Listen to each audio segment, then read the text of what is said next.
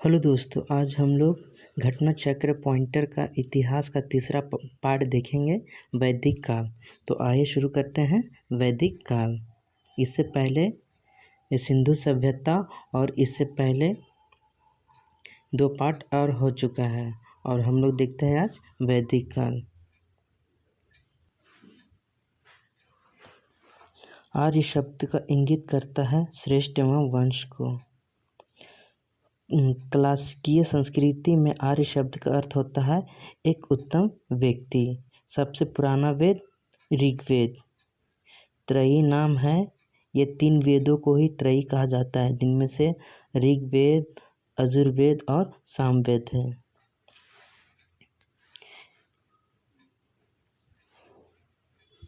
वह वैदिक ग्रंथ जिसमें वर्ण शब्द का सर्वप्रथम नामोल्लेख मिलता है तो ऋग्वेद में। वर्ण व्यवस्था से संबंधित पुरुष सूक्त मूलतः पाया जाता है ऋग्वेद में।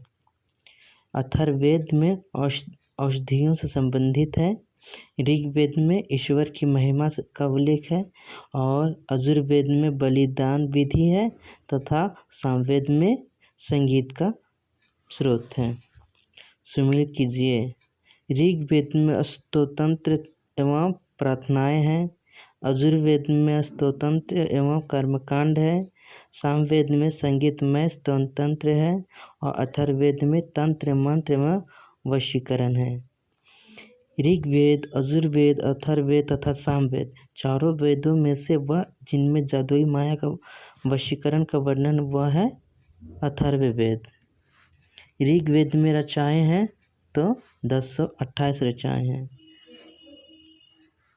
ऋग्वेद में मंडल कितने हैं? कुल 10 मंडल। आइए देखते हैं वेद, उसका ब्राह्मण ग्रंथ। ऋग्वेद का ब्राह्मण ग्रंथ ऐतरेय ब्राह्मण ग्रंथ। सामवेद का ब्राह्मण ग्रंथ पंचविंश ब्राह्मण ग्रंथ। अथर्ववेद का ब्राह्मण ग्रंथ तो गोपद ब्राह्मण ग्रंथ और यजुर्वेद का ब्राह्मण ग्रंथ शतपथ ब्राह्मण ग्रंथ। ऋग्वेद का वह मंडल जो पूर्णतः सोम को समर्पित है वो है 9वां मंडल। यज्ञ संबंधित विधि विधानों को पता चलता है तो यजुर्वेद में।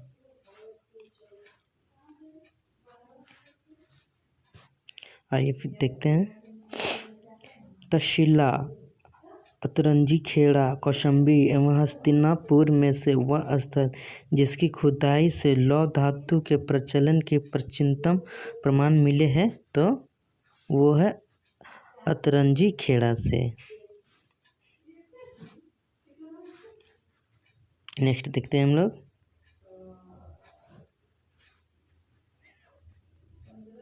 नेक्स्ट हम लोग देखते हैं उपनिषदों के मुख्य विषय में। उपनिषदों के मुख्य विषय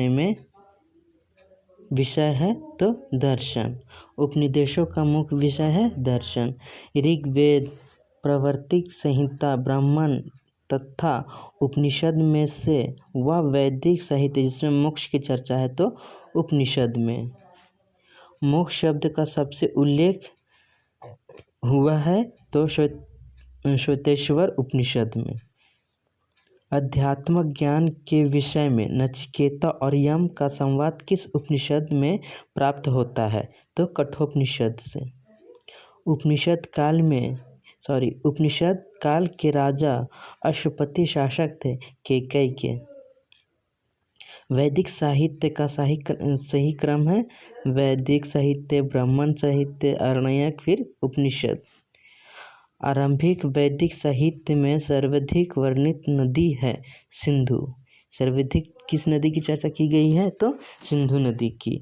वैदिक नदी अक्सनी की पहचान की जाती है तो चेनाब नदी से। ऋग्वेद में जिन नदियों का उल्लेख अफगानिस्तान के साथ आर्यों के संबंध सूचक है वह है कुंभा और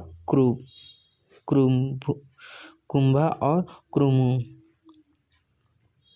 देखते हैं वैदिक नाम और आधुनिक नाम। कुंभा को काबुल कहा जाता है वर्तमान में। पौरुषणी को रावी कहा जाता है वर्तमान में। सदानीरा को गंडक कहा जाता है वर्तमान में और सुदुत्री को सतलज कहा जाता है वर्तमान में। वह प्रथा चतुष्टयीय जो वेदोत्तर काल में प्रचलित हुई। वो 4 प्रथा क्या थे? पहला ब्रह्मचर्य, दूसरा गृहस्थ, तीसरा वानप्रस्थ तथा चौथा संन्यास। धर्म तथा रीत भारत की प्राचीन वैदिक सभ्यता के केंद्रीय विचार को चित्रित करते हैं। इस संदर्भ में सत्य है धर्म व्यक्ति, इसमें सत्य कथन ये है कि धर्म व्यक्ति के दायित्वों एवं स्वयं दूसरों के प्रति व्यक्ति कर्तव्यों की संकल्पना था।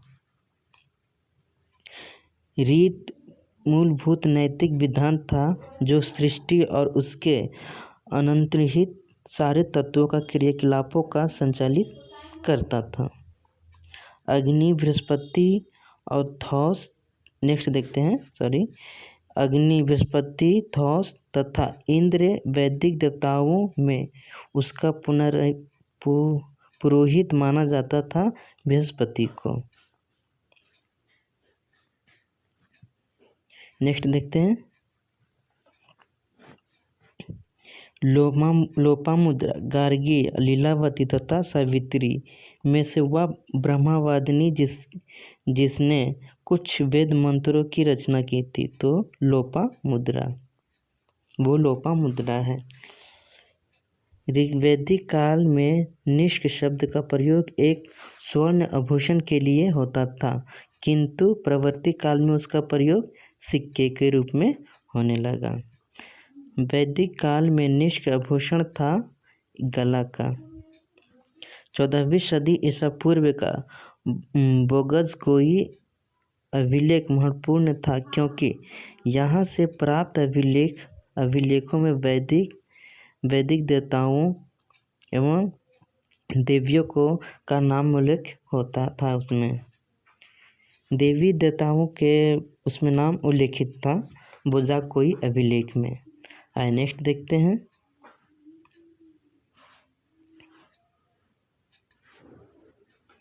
देखते हैं।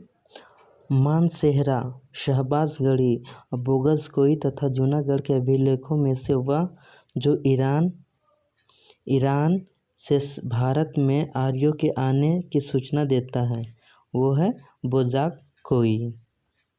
शंकराचार्य, एनी बेसेंट, विवेकानंद तथा बाल गंगाधर तिलक में से वह जिसने आर्यों के आदि देश के बारे में लिखा है, तो वो बाल गंगाधर तिलक है। इन्होंने आर्यों के बारे में लिखा है। पुरुष में का उल्लेख हुआ है तो शतपथ ब्राह्मण में। शतपथ ब्राह्मण में उल्लेखित राजा विदेह माधव से संबंधित ऋषि थे, ऋषि गौतम राहु गण्य।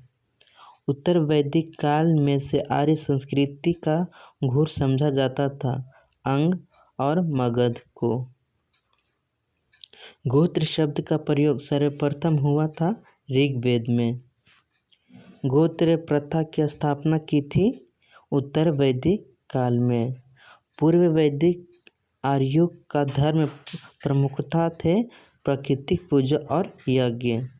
ऋग्वेद काल में जनता मुख्यतः विश्वास करती थी बलि और कर्मकांड में। ऋग्वेद में उल्लेखित प्रसिद्ध 10 राजाओं का युद्ध लड़ा गया था। किस नदी पे? परुष्णी नदी के किनारे। सिंधु, सरस्वती, वितस्ता, यमुना में से वह नदी जिसे ऋग्वेद में माते तमा, देवी तमा एवं नदी तमा के रूप में संबोधित किया जाता है, वो है सरस्वती। सरस्वती को ही पवित्र नदी माना गया है ऋग्वैदिक काल में। ऋग्वैदिक आर्यों में के 5 जन थे यदु, ध्रुधर्य, पुरु, अनु और तुर्वसु। प्राचीन काल में आर्यों के जीवनोपार्जन का मुख्य साधन था शिकार। ऋग्वेद में उल्लेखित यव शब्द जिस कृषि उत्पाद हेतु प्रयुक्त किया गया वह है जौ। जौ के लिए यव शब्द का प्रयोग किया जाता था। वैदिक युग में प्रचलित लोकप्रिय शासन प्रणाली थी वंश परंपरागत राजतंत्र। सभा और समिति को प्रजापति की 2 पुत्रियां कहा गया था। इसकी चर्चा अथर्ववेद में है। आयुर्वेद अर्थात जीवन का विज्ञान का उल्लेख सर्वप्रथम मिलता है अथर्ववेद में। आइए देखते हैं नेक्स्ट। गायत्री मंत्र की रचना की थी विश्वामित्र ने। सर्ग, प्रतिसर्ग, वंश, मनवंतर और वंशानुचरित संकेतन है पुराणों के। सर्ग, प्रतिसर्ग, वंश, मनवंतर और वंशानुचरित संकेतक है पुराणों के। पुराणों की संख्या 18 है। श्री भागवत गीता मौलिक रूप से लिखी गई है संस्कृत में। महाभारत मूलतः जानी जाती थी जय संहिता के रूप में। हिंदू पौराणिक कथा के अनुसार समुद्र मंथन हेतु जिस सर्प का रस्सी के रूप में प्रयोग किया गया था वह वासुकी सर्प था। वासुकी नाम था उस सर्प को। अछूत की अवधारणा स्पष्ट रूप से उद्भव हुई थी धर्मशास्त्र के समय काल में। सत्यमेव जयते ये लिया गया है मुंडक उपनिषद से। सत्यकाम जाबाल की कथा जो अनब्याही माँ होने का लांछन के चुनौती देती है वो उल्लिखित है छंदोग्य उपनिषद में। ऋग्वेद की मूल लिपि है ब्राह्मणी। वैदिक कर्मकांड में होता का संबंध है। वैदिक कर्मकांड में होता का संबंध है ऋग्वेद से। अवेस्ता और ऋग्वेद में समानता है। अवेस्ता संबंधित है ईरान से। वैदिक काल में अघन्य माना गया है गाय को। ऋग्वैदिक काल के प्रारंभ में महत्वपूर्ण मूल्यांकन संपत्ति समझा जाता था गायों को। प्राचीन भारतीय समाज के प्रसंग में कुल, वंश, कोश तथा गोत्र शब्द में से वह शब्द जो शेष 3 वर्ग का नहीं है वह कोश है। संस्कारों की संख्या 16। जीवाणुपर्जन हेतु वेद वेदांत पढ़ने वाला अध्यापक कहलाता था उपाध्याय। जीवाणुपर्जन हेतु वेद वेदांत पढ़ने वाला अध्यापक कहलाता था उपाध्याय। तो यहाँ पर हमारा तीसरा पाठ समाप्त होता है। अगले पाठ में हम लोग बौद्ध धर्म का अध्ययन करेंगे। अगर इससे पहले 2 पाठ का अध्ययन किया गया नहीं देखे हैं तो हमारे प्लेलिस्ट में जाइए और फिर 2 पाठ पाषाण काल और दूसरा